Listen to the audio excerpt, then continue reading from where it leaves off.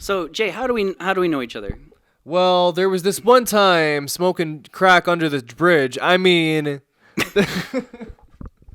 What bridge was that? No, rewind.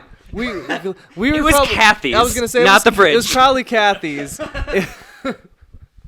The bridge was the second. Just kidding. Yeah. That was who was that? That was Anthony Kiedis.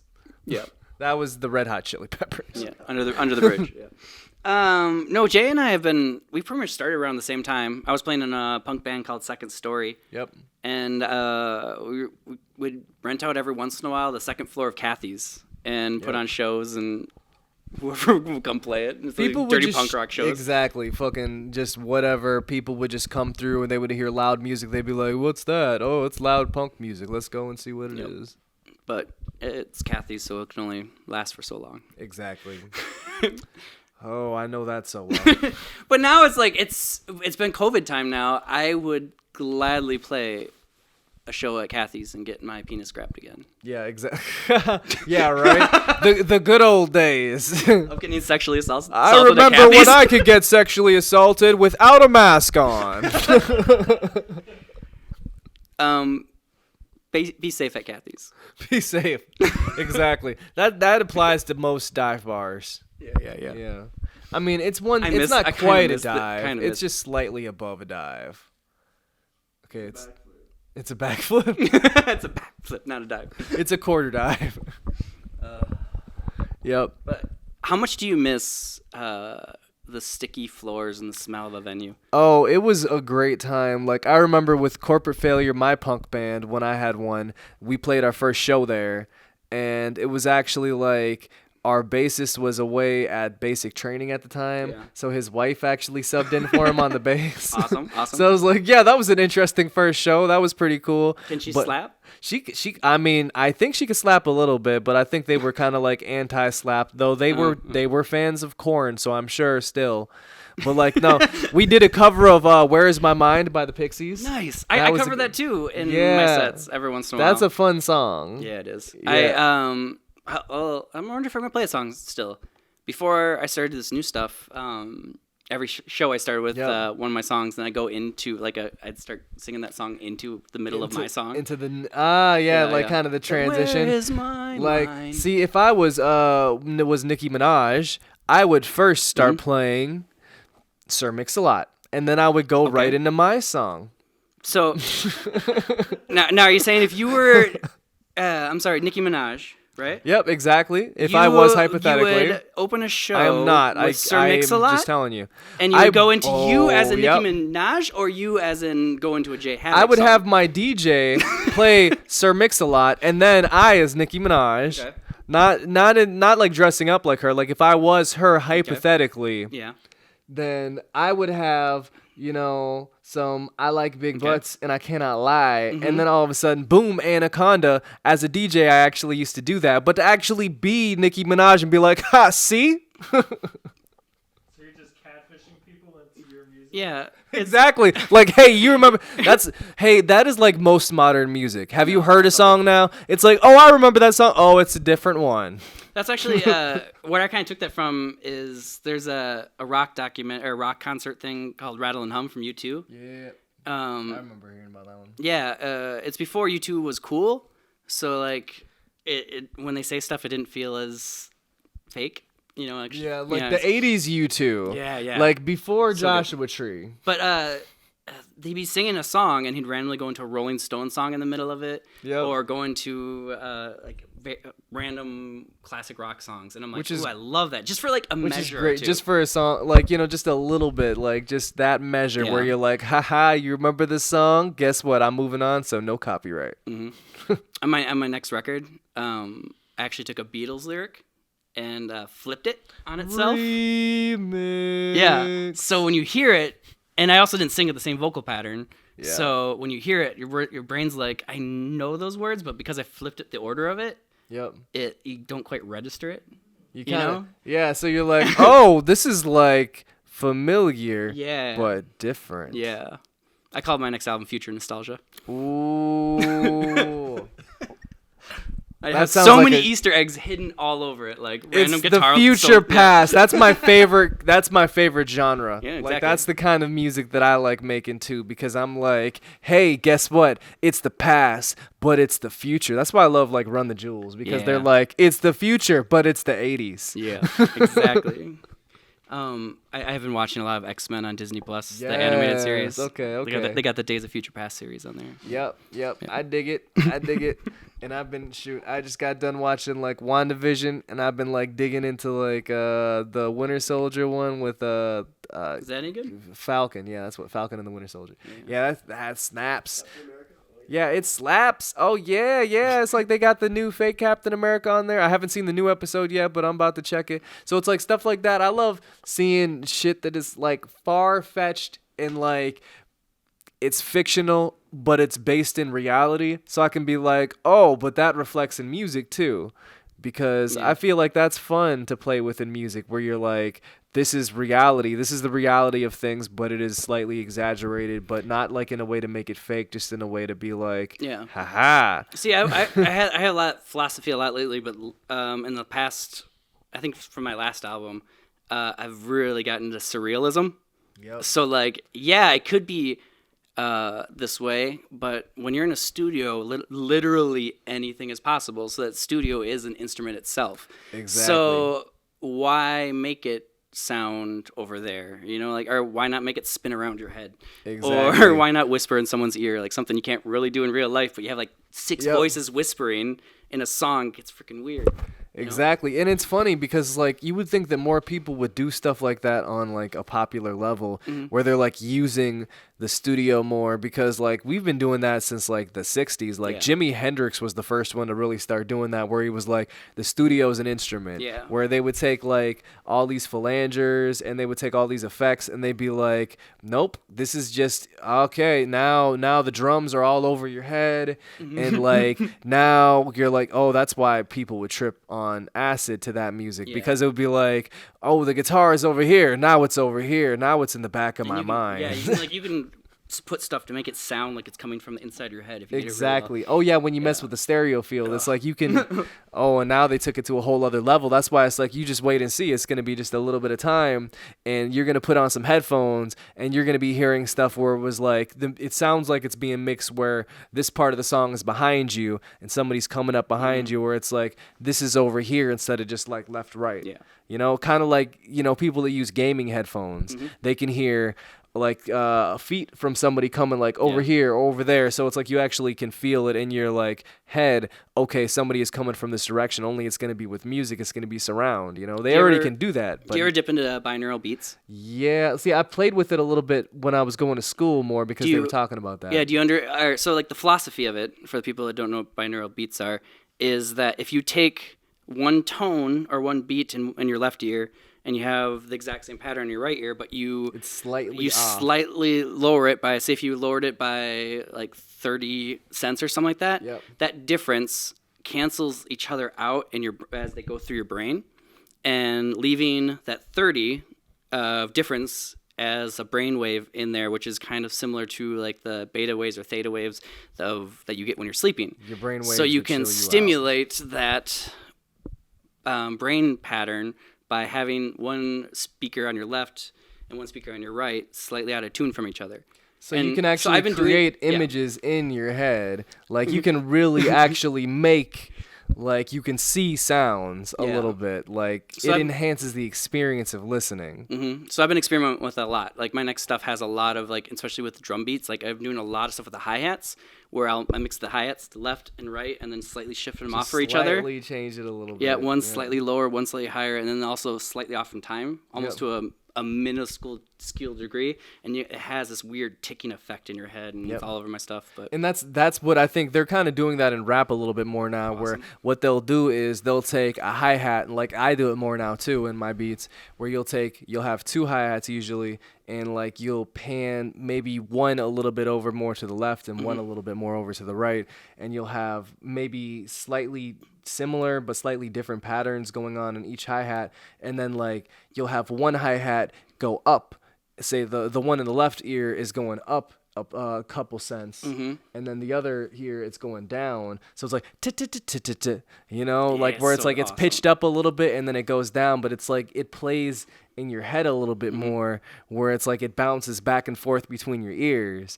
And I think that's always really cool, because like I remember being in school and like we were learning about music and stuff, and about how when you were mixing, the idea of when you're mixing, especially like rock and stuff, you make sure that you mix things according to where they are on the stage, either from the band's perspective or you mix it where it's on the audience perspective. So it's like when you have a drum set, you don't have it just like right in the middle. You know, your snare isn't like right in the middle, and your toms aren't all right in the middle. You'll have like your snare drum right here, or excuse me, like right here for me, and like you'll have your hi-hat right there, and you'll have like your ride there. And so it's like this, when you listen to that with ears, you hear the snare a little bit off to the left, and you hear like the tom like more off to the right.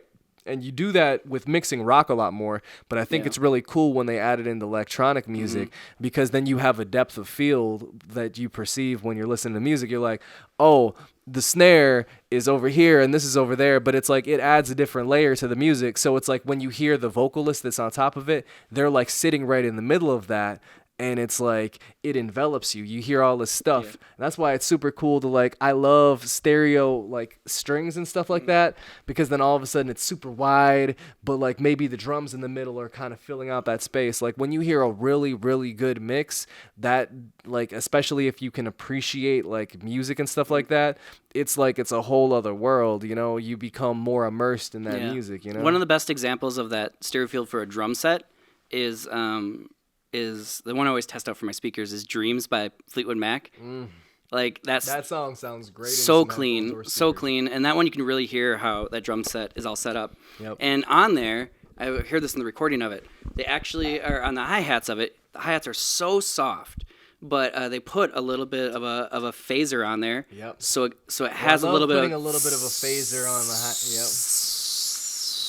But hopefully that's right in your head. That extra frequency too. So if you listen to it, it has just a little bit of movement to that hi-hats just by doing that, and just kind of gets a little groove together. But speaking of recording styles and everything, I come from the philosophy of Phil Spector, and as like the wall of sound thing. Phil Spector was a producer in the late 60s and 70s, and then he went crazy and killed his wife and went to jail. He was a murderer. Yeah. And if you look at pictures of him, he's insane hair. Oh, he was insane. Yeah. He was very talented. And everything. Insane. Yeah. Bad guy. So bad guy. Yeah, he's a talented guy. Bad guy. His story is that he really didn't have too much training, but knew lots of people, and he started doing John Lennon's solo stuff, and then there's like some work projects with him, and then he brought him in for the Beatles and everything.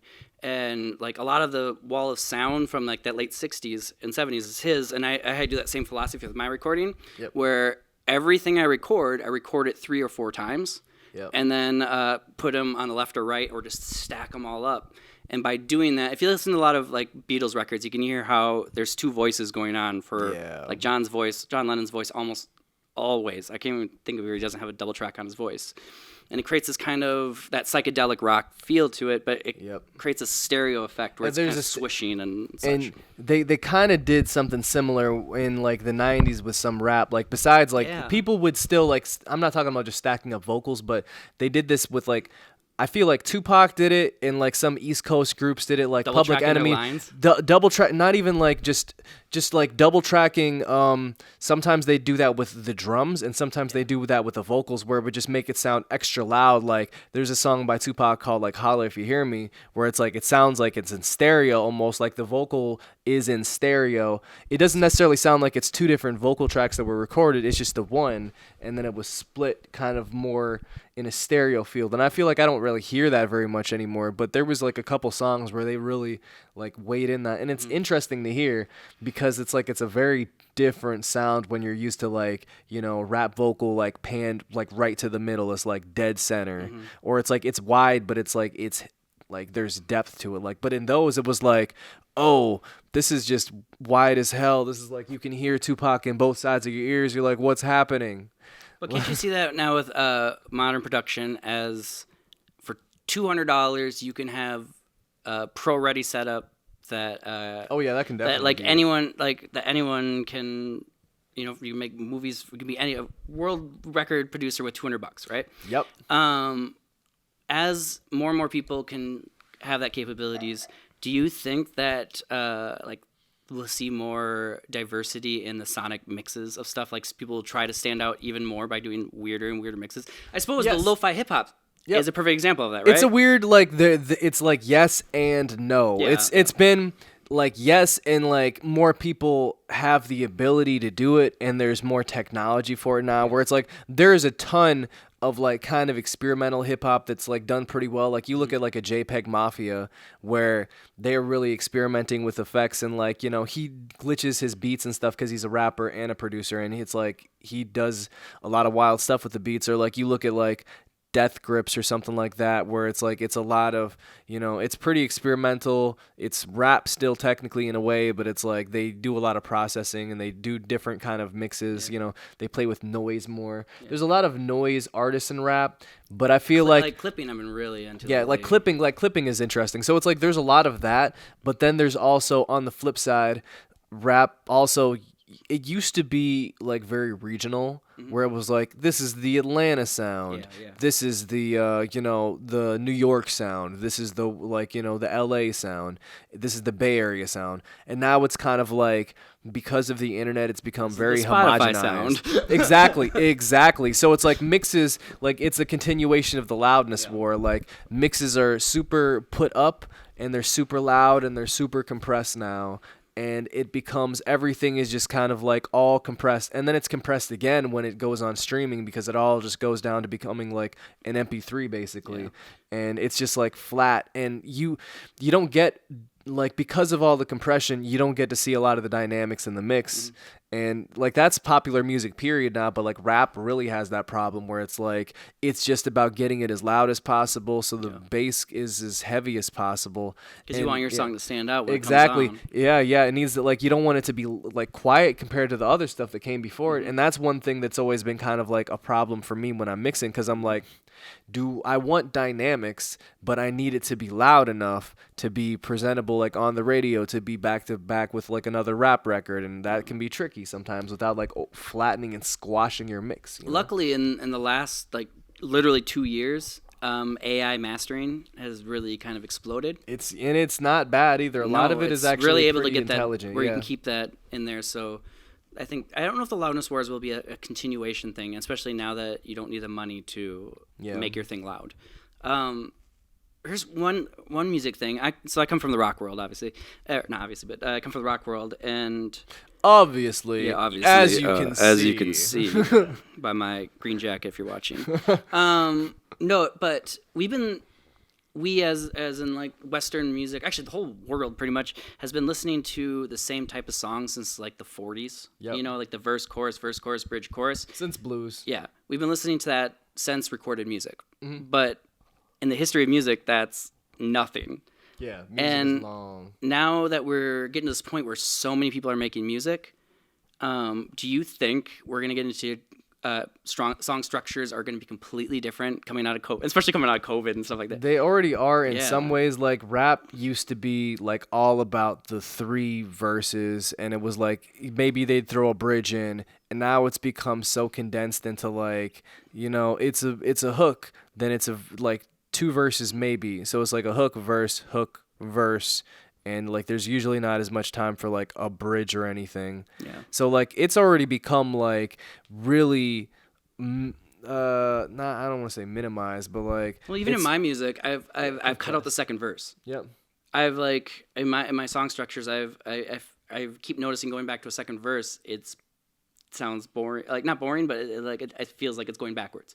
So my songs now have been going like verse, chorus, bridge, chorus.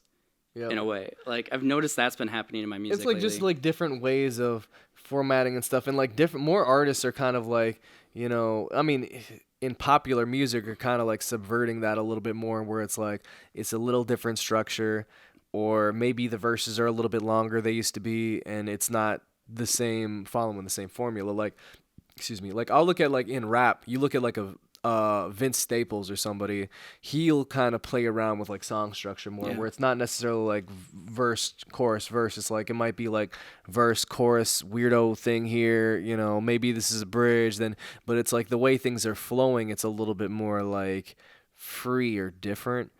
And I feel like there's a reason why verse, chorus, bridge, verse, or whatever works. Yeah, it's like the hero's journey for exactly. a story. Exactly, and it's like, yeah, like it's a tale as old as time, where you look at all of these like stories, and yeah, you want a beginning, a middle, and an end, and when you don't, your beginning in a lot of songs is like it can be either the hook or it can be the verse, and then the middle will be like the hook again because you're reiterating what's going on here, and then the second verse is kind of like the middle, like the preceding, and then it's like there's a climax because usually that's like the bridge into the hook again. It's like it's big and it's like, oh, there's a conclusion, and it's like, yeah, there's a beginning, a middle, and end. Now it's kind of like beginning, middle, end.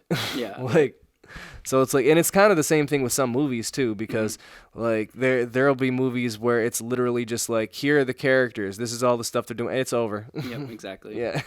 Have you seen any trends, post-COVID trends yet in music? Like in music? I haven't seen them yet. I think no one's come out yet. I'm curious how weird stuff's gonna get. I mean, there's been COVID trends where it's like, I don't know how many albums I've heard that are some kind of like variation of like quarantine, like my quarantine diaries journals. Like there was an album I know that was called Quarantine, like, which I'm sure there's 18 million more, and then there's gonna be a bunch that are gonna be called Pandemic, and like they're gonna be. Hey, don't give away my next album title. Yeah, right. Like, oh geez, like please, I know is cutting edge, is it like, we get it, you were inside a lot and it was scary, and it's relatable because everybody went through it. I feel like it's fine, like I feel like people should like write about COVID and stuff like that, but I just hope that people do something interesting. Don't do it on the nose. Yeah, so many rappers, like there's already been rappers that are just like, that have had just like the most cringy lines that are like, you know. What do you rap quarantine with? Quarantine, Florentine, I was seeing my Florentine on my foreign screen, and now I'm going over here, and then I think that I'm seeing some I just saw some Mormon teens, and they all got some fake news like it's Bowling Green. So that's what you've been doing during your quarantine. Exactly. I've been freestyling a lot. You know, it's been keeping my mind. You're at post-album time. Yeah, I'm post-album time. How's post-album come down? Post-album never works for me because I'm always in the process of album time. Well, that's good. So you don't have the post-album come down. I don't depression. have the come down because I'm always like, while I'm making that album or finishing it or promoting it, I'm always starting something else. So I've already got a couple songs started on my next thing, and I'm still kind of like poking and promoting that album like where I can, but I'm just so used to like I have to keep moving because with music now it's like you can't let it simmer for too long, else like people all of a sudden forget, and it's like you got to be careful because you don't want to release too much stuff, but at the same time it's not like it used to be where it's like you could drop an album and then like 3-4 years later drop a second album. That was my big eye-opening thing, is like when This Is America came out by Childish Gambino, everyone talked about it for 4 or 5 days, and then nobody talked about his album though. Yeah, no, they talked about This Is America for like there was a topic. It was a good discussion for that summer. Like it was one of the big highlights from that year. I don't remember anybody talking about his album at all. Yeah, like especially he had a whole album out. That one that came out at the start of COVID. His last album, it came out right at the beginning of COVID. Like it had Ariana Grande and all this stuff. His music got some play on The Current, but that's it. Like I don't remember. Is there a story there? Like I feel like it was kind of really low key with the way they were dropping it. Well, it was a secret release. I think he was like, they were kind of alluding to it, but they kind of dropped it really really quick. Because it just gave up. They're just like, whatever, just get it out. I think it came out right before though. It came out right before things locked down at least, you know. So they'll hear our news for sure. Yeah, that's you. Yeah, my words with news. We have personal news. We both simultaneously do. Yeah. This when you say it like we have news, it sound you said it sound we're like pregnant. Yes.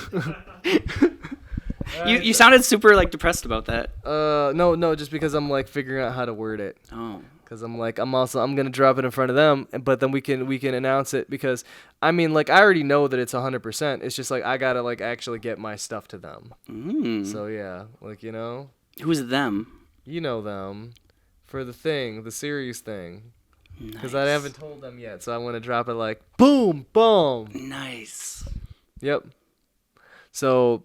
Yeah. I think it's safe. I think it's safe. Like, I don't think it's a problem. Plus, this is going to be, like, Friday, which by then it's already going to be April. But anyway, they'll drop, like, whatever. The crossover with the current audiences. Hey, there we go. We dropped it. But anyway, let's go. Really? We've been rolling this whole time? Yeah. That's fucking funny. I didn't start my timer. I was prepared. Starting now. So I don't talk too long. Okay, guys, the local scene, it's going down. We are going to be playing music this summer finally. But seriously though, like there's some good stuff that's happening. Yeah. Like there's a couple events that are coming up. We're actually looking at putting together, I'll just give like the very bare minimum of what I can say, but we're putting together a pretty big event this summer, which I think people are going to be pretty happy about. It's kind of tricky because we're still on COVID time. Yeah. So there's not a lot of stuff that people can do, but there's a Juneteenth celebration that's coming up this summer, which is definitely it's something that some artists reached out to them to perform. So we'll see who the actual lineup is going to be in a couple weeks. We got let's see what else is going on. Like I think Canvas and Chardonnay is going to try to like do some stuff. I haven't heard too much yet, but like they're not quite there yet. They always will be involved. Like I feel like I have a good feeling that this summer they're going to want to do something because there's been a whole lot of downtime and there's rumors of them remodeling. And yep, exactly. Yeah, I can't wait to see it. They got some plans. Like honestly, it's kind of tricky to talk about the local scene right now because you'll see what's going to happen. On the flip side, though, there are mumblings of people actually paying attention to Rochester up in Minneapolis finally. Like yes, thank God that people are actually recognizing that Rochester's a thing. Like actually recently a certain individual from 89.3, the current /NPR, reached out to me and I believe also reached out to Mike over here, and they want us to do their Sounds Like Home series, which is basically like a stay-at-home music festival series that they've been doing over the last couple months, throughout COVID, where they'll have artists perform from home, they'll perform a couple songs, and then they'll also do an interview with them, like a video interview, and then they stitch it together like a real festival, like a 2-hour deal or whatever. And then they're breaking it up between 2 days. So April 24th and April 25th, they're going to be playing the one that I'm a part of at least, where, we're going to be in front of this audience. We're going to be talking about Rochester, and we're going to be talking about where we come from and all of the things that are going on with, say, 507. And the April 24th / April 25th. Yeah. Yep. I'm on the same time. Yeah. Yep. Okay. So yeah, we're both sitting on that one. So yeah, it's gonna be pretty cool because I've watched the other videos in the series, and they're all really interesting. There's a lot of really talented artists in there, and none of them are from Rochester. Okay, excuse me. I take that back. Annie Mac was on there. She was on? Awesome. Yeah, she was on there, and hers was really good. She had a really good camera crew for that one. But that's news on my side. What do you have going on in Rochester? Well, I have a new single dropping. Yeah.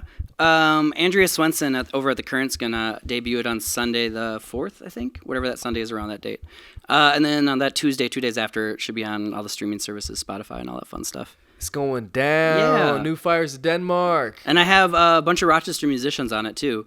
I got Sean Laurie from Topo. I got Gina from My Grandma's Cardigan on it. A few other Chris Kostelik from Model. Yep. Some cool ambient stuff, and it's just really groovy, really fun. And then I have a show for that live from Med City at the Chateau. Live from Med City. Boo boo boo. Yep. Debuting the band. My first show with a band too. So it's, I'm calling my band The Technical Imperfections. That's great. Yep. So yep. Yep, it's going down. It's going to be live from the Chateau, the historic Chateau Theater. I did one back in December. It's a fun place, super fun environment. You can catch that on YouTube. And then what date is yours going to be dropping? I think it's I'm The 14th? filming it on the 14th. Okay. It's live. It's live. It's going to be it's going to be dropping. It's a live show, live straight from the I'm not historic stressed about Chateau it at Theater. all. Nope, not at all. I haven't played shows in forever. Yeah, sure. Let's go play live. It's going to be in front of you don't even see the audience. That's the best part. No pressure. So when I go to the camera, it goes cut. And let's just redo it again. Exactly. It doesn't work. No. Like, oh, you can't do that right now. Oh, this is extra pressure. Yeah, but I've been having some talks with people in the cities, especially with the Current, and there's definitely been a lot of talk up the Current of them wanting to explore Rochester more. I've even gotten a few emails and stuff like that. My phone is telling me that we've been talking too long. I've got emails asking me about Rochester, people who to look at and everything like that, and they're definitely looking at. So if you want to make your moves, Rochester musicians, now's the time. For the Current, if you're in that realm, if you want to make the moves, period, now is the time, because people are starting to pay attention to the city. And it's only going to get bigger from here on out. There's a lot of talented artists that didn't exist here before, or that weren't making music before, that are about to come out, especially after COVID. If you are trying to take things seriously, now's the time. Get on it. Hustle, get your game right, because we're all knocked down to an even level. Exactly. Like all the momentum that every musician had, we're literally all starting over here, so it's gonna be a battlefield out there, man. we've been creating momentum out of nothing during this pandemic, so it's like the fact that we even have any news right now is like, thankfully. Yeah. But thanks for listening. Shout out CC Wired. Hope y'all enjoyed watching me, Jay Havoc, and Fires of Denmark over here. Thank you. Breaking it down for y'all. Thanks for watching.